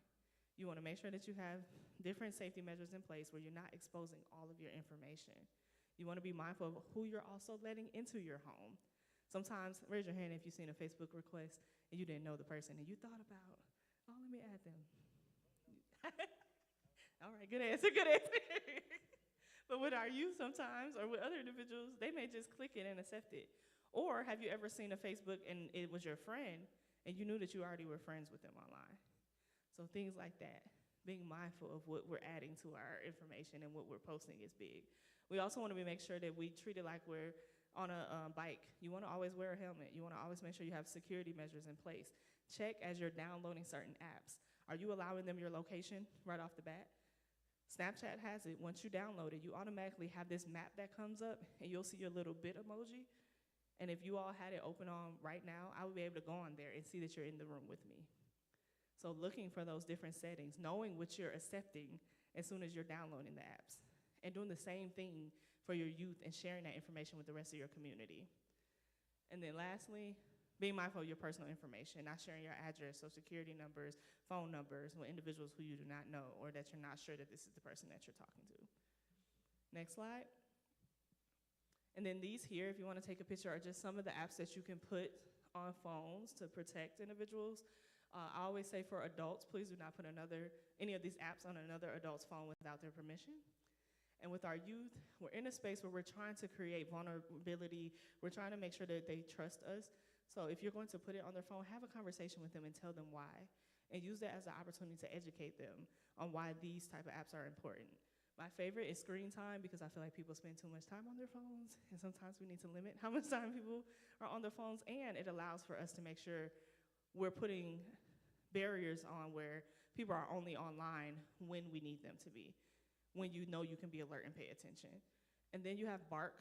Bark is an app where it puts on your phone and kind of goes through your apps to be able to identify if someone's having a grooming conversation. It also has like different ways to look for different language and conversations, not only for human trafficking, but even things such as suicide.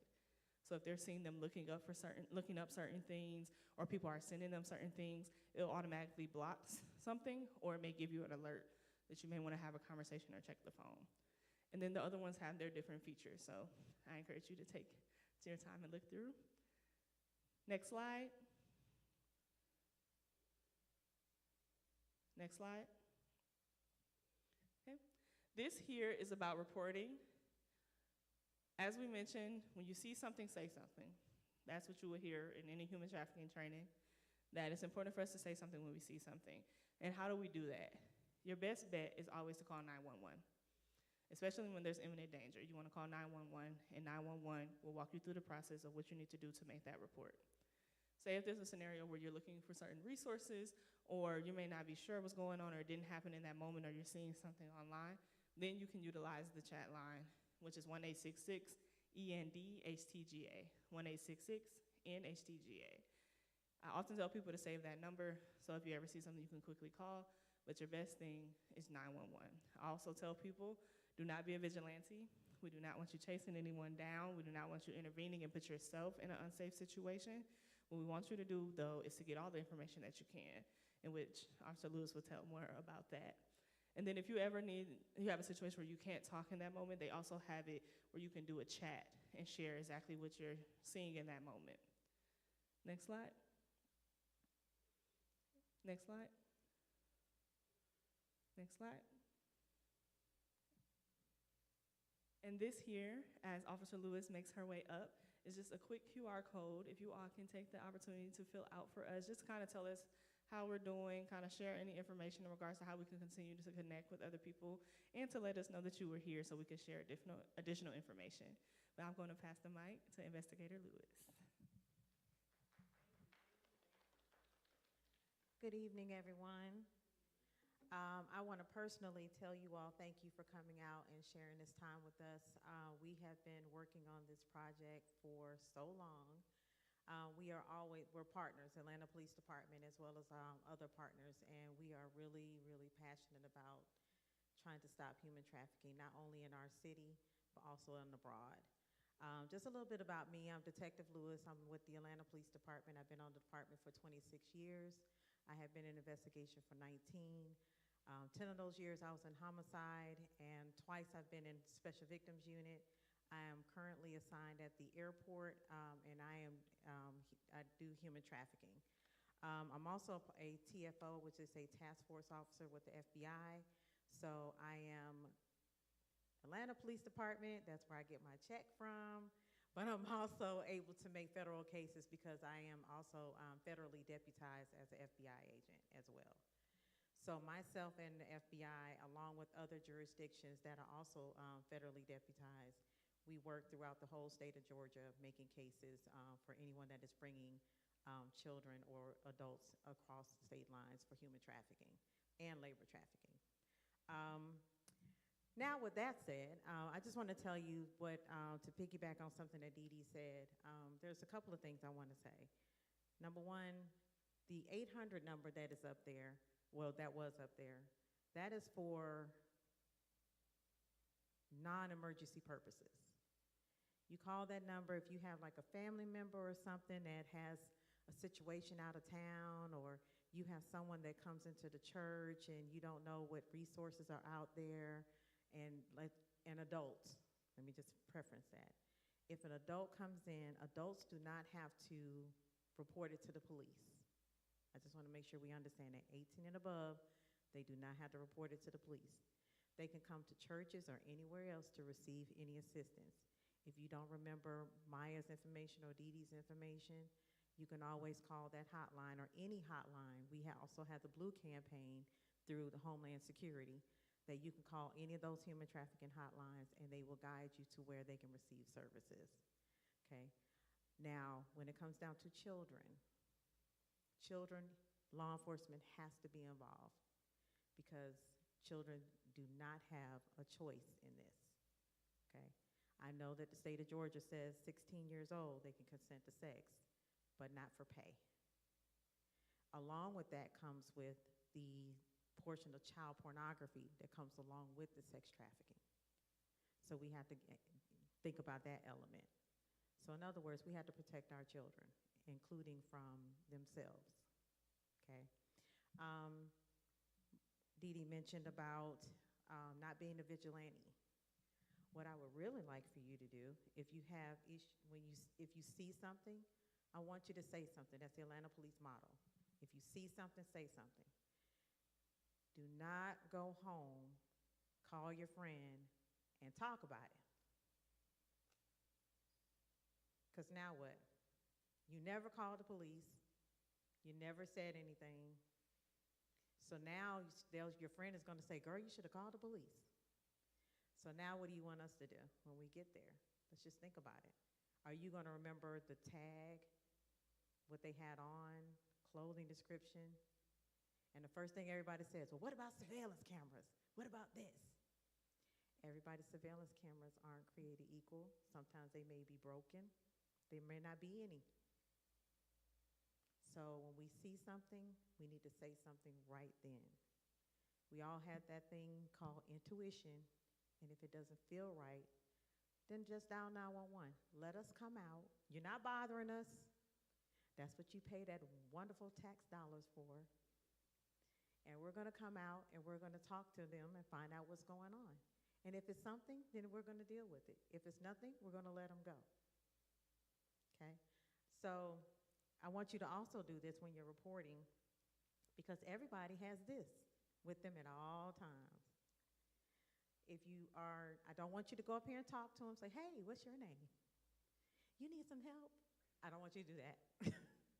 What I do want you to do, if you see something suspicious, hey, take a selfie with them behind you. You know, take a selfie. Or always take a selfie. Nobody will pay that any attention. Or stand there and just hit your recorder and just get it on your recorder. You know, videotape it. You're going to get the tag, you're going to see the action, and then when law enforcement gets there, even if, let's just say for an example, you have to go, We have a way that you can upload your videos so we can see it. And as soon as you upload it, it's immediate. We can see it. Help us. We need help. As you know, law enforcement, we can't be everywhere at all times. But that's why we're telling you and asking you and begging you. If you see something, say something. Also, 3 people, tell 3 people. Then tell another 3 people. Tell another 3 people. Share with your family and friends. I cannot stress how many cases that I have had to where family members don't have no idea that their cousin is being trafficked because it's a secret. We want to keep it quiet. We can't stay quiet when it comes down to children anymore. No more dirty secrets. No more dirty laundry needs to be swept under the rug. We've got to also talk to our children candidly about sex and their bodies.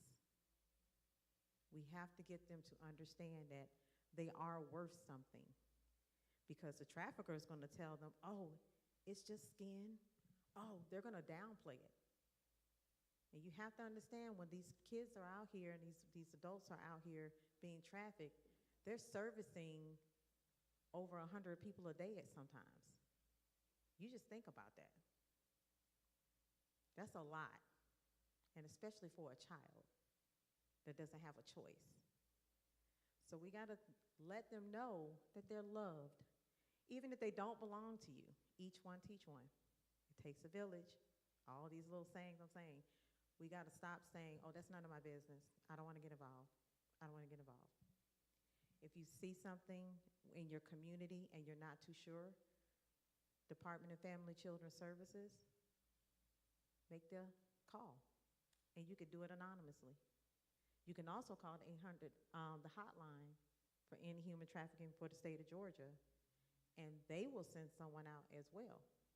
So we work hand in hand, all of us work together. And if it's something that needs to be investigated, then we all come out and do what needs to be done. But I just want to let you know, I want to share a story with you all about my very first human trafficking victim. She is 19 years old now. When I first got her, she was 14. She was adopted at birth by her family out of state because her mom had multiple children, and all the kids that she kept having, they were being adopted out by family. But they allowed mom to come and visit and, you know, stay in her life, in the kids' lives. Eventually, mom moved to Atlanta and told the family that she had a nursing job. So she got all her kids and brought them to Atlanta. The 14-year-old is the oldest, and she was the oldest, and the youngest one was 4. Within 6 months of her being here, mom started having her go to the clubs with her. Mom was not a nurse. Mom was, what do you call it, a caretaker? At times. But mainly mom danced that night at these illegal clubs, okay? So she's there, she brings her daughter, and she starts her off as the bottle girl. And I know you all seen, like, you go to the restaurants and stuff like that, they got the little, you know, the sparkly things coming from the champagne, they got the girls dancing. That's what she used to do. Then it progresses into dancing. Then it progresses into doing private parties, and to where she's actually now starting to have sex for money, all at 14. How it was discovered is that one day she's at the club and she's dancing, and one of the coaches from her school was at that same club and saw her. He went back and told the administrators. They called her in, she denied it, but other kids heard about it. Because, you know, kids are always somewhere listening. And she got into a fight. They called her mom up there. Mom got upset because, of course, they're confronting mom about it. And mom pulls her out of school and says, I'm going to homeschool her. Y'all know she never got homeschooled. So from 14 all the way up until she turned 18, we had multiple times where we had to end up taking her away from her mom. Mom never regained custody. Mom just got sentenced to 40 years in prison last year. So this starts off in families. We got another case where a cousin was doing it. So it happens in families. The recruitment is coming from everywhere. These kids are not safe. What's happening with her now, this young lady, she's now in jail for murder. She got into a fight with a young lady, had nothing to do with trafficking. She got into a fight with a young lady, and she ended up shooting her and killing her. And if you really think back and look back at her life and everything that she's gone through, this baby never had a chance. I say this to say is that if you were to see her stand right next to me right now, you would be like, oh my God, she's such a pretty girl. She's such a pretty girl. She's very well behaved at times. At times, Dee Dee knows her. At times, but she's a teenager. But she said something very key during one of her hearings, and I want this to put this into your head, then I'm going to let you all go. One of her hearings, she did one of her advocates speaking for her on her behalf. This girl she's moved out of her mom's house, and mom didn't even live there. Mom had her own one-bedroom apartment, so she left the kids in the house with the grandfather. But during this court hearing, she says, how do you expect for me? She's 15. She said, you want me to go back to high school and become a cheerleader and pretend like none of this ever happened? And the judge was like, wait, well, yes, we do, but not that it doesn't happen. We're going to get you help. She said, no, I've had my own apartment. I've had my own car. I've taken care of my mom and my siblings and myself. I've had jobs. I've done everything that all these adults are doing, and you want me to go back and be a 15-year-old and go to high school? When I tell you the Zoom call was silent. When we get these children and get these people off the streets from being trafficked, regardless of the age, it takes years to get through all those levels of pain that they've been through. Years. That's why giving funding to these nonprofits, to the organizations, to the government, all this stuff helps because we got to help each other. It's very, very important. And like I said, each one teach one. We also need to be very mindful about who we're putting in office. That makes a difference because we want people in office that are going to help us fight for these children and for these adults that are being abused. So just want you to think about that. I'm not trying to make this political or anything else, but just think about that. What is their stance on human trafficking? What is their stance on child abuse? We want to hear from that because at the end of the day, I'm not going to be young and gorgeous and everything else for too much longer. I'm going to need one of these kids to take care of me. So if we just have our kids just out here running around, who's going to push us into the future? Who's going to take care of everybody? So I just want you to think about that. Ways that you can help, again, is donating to the nonprofits. You can volunteer. Again, I want to say on behalf of the Atlanta Police Department, please, not just with FIFA. FIFA is such a wonderful thing coming to our city. It's a great thing. But I also want you to pay attention after the fact. If you ever encounter a child that comes into your care, regardless of churches or anything else, I want you to understand something too. Let them talk. Don't correct them. They're going to come in, they're going to be nasty. They may say something that's going to be offensive, and I know sometimes people are very religious and they don't like cursing and all that. That's a defense mechanism. Don't correct them, but also don't question them down about what happened to them and where they've been. Because on an average day, once we recover them, they have to tell their story at least 10 times that one night about what has happened to them.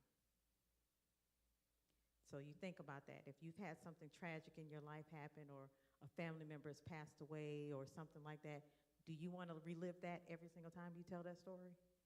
You don't want to talk about it. You don't want to talk about it. You might talk to your girlfriend or your boyfriend or something, but after that, that's a lot. So let's just be mindful about questioning them. If they need help, just be there. Call 911 if it's a child. If the adult doesn't want any assistance, just call the 800 number and let's offer them assistance. And then also let them know that at any point in time, if they want to come forward, they can always come forward. We will take their reports. Even though it's delayed, it doesn't matter. We still take those reports as well. Okay? Any questions for me? Yes.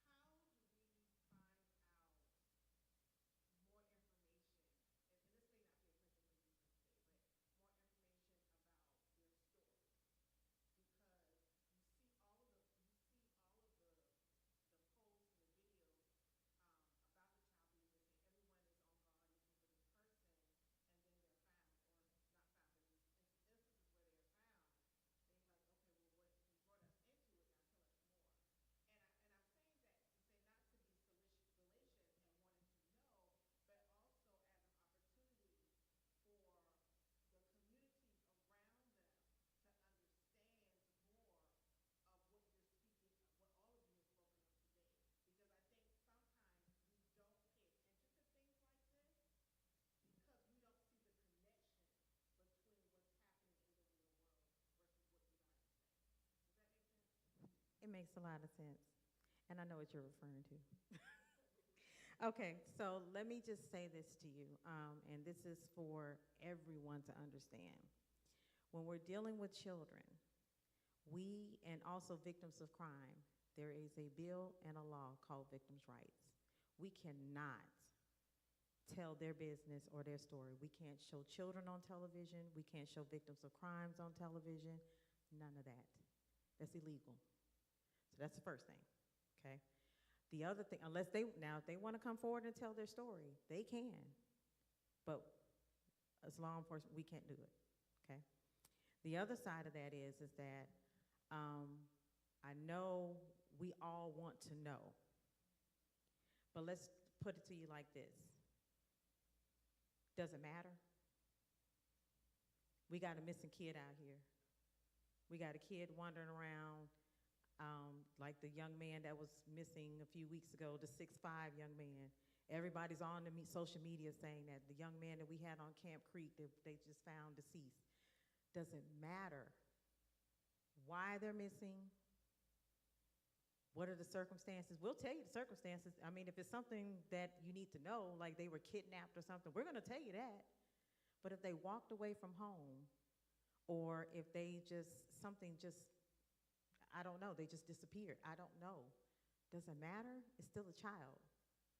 So it's kind of like, we don't want conditional help. We're going to help you if you give us what happens at the end. Why not just have the humanity and the heart to just be on the lookout for this kid because it's a child, and let's try and find them, or that person. It could be an adult. But to put someone's business out there, I think we're all in this social media phase where we got to know why. What happened? We got to know this, that, and other. And sometimes, just like in your household, it's just frankly, just not anyone's business. Sometimes they have mental illness. Sometimes they have other stuff going on. But if I was to tell you that this child was a gang member and they were running away every 2 weeks, Are you going to look for them? No. So we don't do that. So to protect, because we need that assistance, because regardless of whatever behavior that child has done or is doing, we definitely want that child found because they all can be victims. And they're out here, they're not safe. So does that make sense?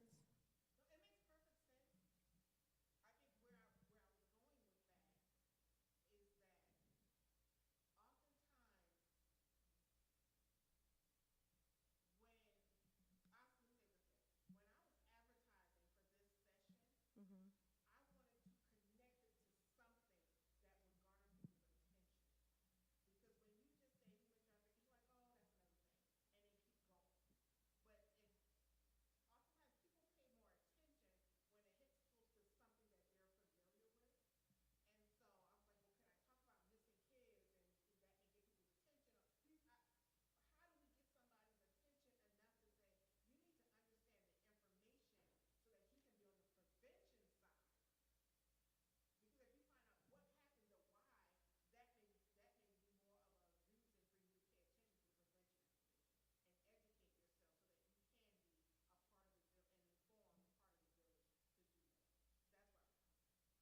No, I get it. But again, it's kind of like we're not going to, everybody doesn't want to be a part of this.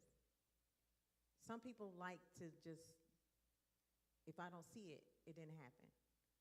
And also that deniability of saying that, oh, okay, well, this can never happen to me. This can never happen to my family. And in the trainings that I do with law enforcement, I give them a case where a chief of police and her husband, who was a sergeant, their daughter was trafficked. So it hit home. But one thing we can do, we can share all kinds of stories. We have a United Airways flight attendant. She's retired now. She's a bishop. She was a trafficking victim. I can give you a lot of success stories, but I can't make people want to come and see. It's kind of like what do they say, you can lead them to the water, but you can't make them drink. We just hope and pray that when they do get this information, when you all share with your friends and family members, that they may become interested in it versus just watching it on television. But unfortunately, at this day and age that we are, if it's not on social media and it's not a skit about it and it's not catching their attention, but we're going to keep doing what we're doing. I'm sorry, the city of Atlanta, Tapestries, and Wellsprings, and all the rest of the nonprofits and the state of Georgia, we're just going to keep doing what we're doing. Eventually, they'll get it.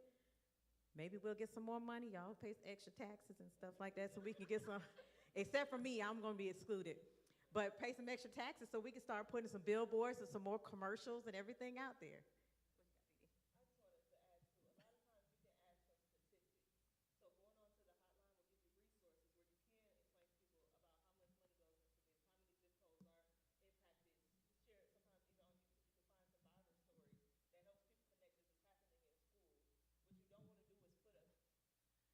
What you don't want to do is put a face to it, because even with our programs, we never post pictures of our participants. And if you take a picture of a youth who's been kidnapped because they've been returned from a missing report, you may be putting that person at risk. There may be someone who's still looking for them. So even like our locations, we don't share our location because we have active cases. She comes to our programs to do investigations. And if I plan on there with a story, this person was recovered from trafficking, I might be the trafficker, like, oh, they went to the police and they told, and this is what's going on. Or we also have to think about the fact there is resiliency in this, and you have that individual who has to go to school, and now I'm known as the kid who was trafficked. People already know I was in a situation where I was missing. Now I have people got their own stories they either see or they create. So we also got to think about how we protect that individual. That's why even with Wellspring and Tapestry, we do get survivor stories. Sometimes we get questions about, hey, can a survivor come and do the training? We get information from the survivors because sometimes they're not in a situation where they're ready to tell, and it can also seem exploitive. So as she said, does it make it more true because it came through someone who went through it? Or do we prioritize this person who now feel confident to tell their story, or the people who are honoring the space to tell their story? So as much as we want to know a lot of the information, sometimes we just got to kind of put statistics out, share more information, share what's happening in the trainings, because they won't always get to see the face or know the ending to the story. Even us, some kids we see for 90 days, and we don't know what's happening after that. And that kills us, because we don't know what they went into. We don't know if they're going to do well. Sometimes they come back, and we hear everything that happened in those processes. So I know it's really hard, but a big piece of that is to protect them, too. So thank you for that question. I get completely what you're saying. I want to piggyback on what Dee Dee said. Also, too, just think about it. This is happening 14 years old. Okay, now when they turn 20, you do everything now. Colleges are doing Google searches on you, jobs. People are very, very judgmental. We want them to get past this and move forward and progress and be successful. We don't want their past holding them back, especially when they don't have a choice in this. And a lot of times people are very judgmental, and they're very hard and harsh, even when it's a true victim on social media. Just read the comments. But we have to protect our kids because, again, they've gone through a lot. And I think that's the main thing. All victims, they've gone through a lot, regardless of the age. But I appreciate your question. But I know exactly what you were talking about because, yeah. We got a lot of calls, and a lot of friends have asked me, like, what happened? What happened? I'm like, okay, yeah, this child was located. You saw it on the news. Like, I know you know the information. Yeah, but I'm not going to tell you because I'm not going to do that to that little boy or whoever it is. And it's none of your business. Get off my phone. But anyway, you got a question? Go ahead. Yes.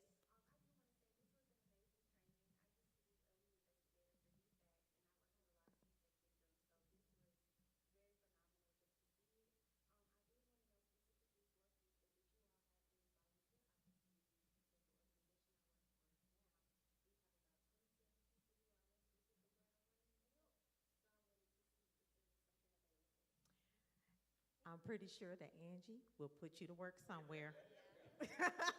I'll just say this with the law enforcement side, no, we don't have volunteer stuff, but I'm pretty sure Angie, who is our, hey Angie, because I know she's probably watching, but he can definitely answer those questions for you, but I mean, like, it's all hands on deck, yeah, we'll accept it. Oh, okay. Hey, I just wanted to know if there were some volunteer opportunities available for FIFA specifically. And the answer to that question was absolutely. Absolutely. Okay, does anybody have any other questions? Well, again, thank you everyone for coming. Thank you for your enthusiasm, your attention, your time, and also your patience. We are greatly appreciative of this, and you all have a wonderful night and safe travels, and good luck with this next coming month with people coming here. Enjoy the traffic.